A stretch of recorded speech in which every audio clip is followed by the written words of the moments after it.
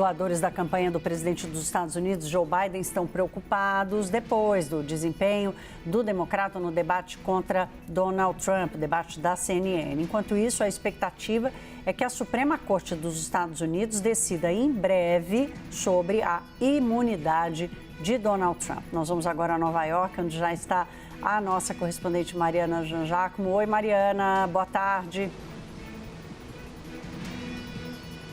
Oi, Thaís, boa tarde a todos. Pois é, Thaís, o desempenho de Joe Biden causou muita preocupação no Partido Democrata, isso apesar de várias figuras importantes do partido, como os ex-presidentes Bill Clinton, Barack Obama, também a própria vice-presidente Kamala Harris terem ido a público falar como confiam em Joe Biden e acreditam nele, né? Apesar de reconhecerem ali que a performance não foi das melhores no debate, né? A gente sabe que existe uma preocupação enorme dentro do Partido Democrata, com alguns integrantes realmente pressionando para que Biden saia, desista da campanha e que outra pessoa dispute as eleições em novembro. Mas existe uma divisão agora dentro do partido, então, principalmente entre os doadores, né? Essas figuras importantíssimas para a campanha de Joe Biden. Então, são basicamente 3 grupos, Thaís, de doadores agora. Aqueles que realmente acham que Biden deveria desistir e dar lugar para outra pessoa.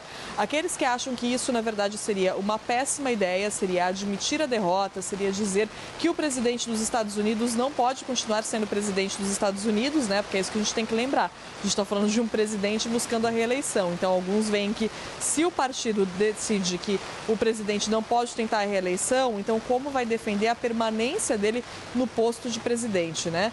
E há um terceiro grupo de pessoas que é um grupo que prefere que se olhe a situação toda com mais cautela, com mais tempo. Então, os democratas estão pensando até em fazer uma pesquisa nessa semana para entender qual exatamente o tamanho do estrago desses maus momentos de Joe Biden no debate, entender exatamente como o eleitorado viu essa performance de Biden e ficar de olho também no que acontece na oposição, né? Porque, como você disse, Thaís, essa semana é uma semana muito importante para a Suprema Corte, em que a gente deve saber qual a decisão sobre o caso da imunidade de Donald Trump. Trump alega que teria imunidade presidencial, então não pode ser processado por aquele caso de tentativa de interferência nas eleições de 2020. Trump alega que estava só fazendo o dever dele como presidente dos Estados Unidos ao apontar irregularidades naquela eleição.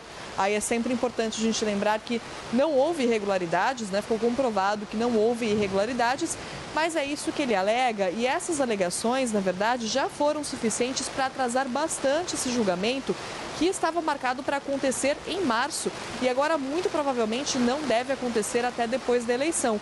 Só que a forma como a Suprema Corte vai julgar essa história, se vai dar a vitória ou a derrota para Trump, é muito importante, pode definir sim a campanha do ex-presidente.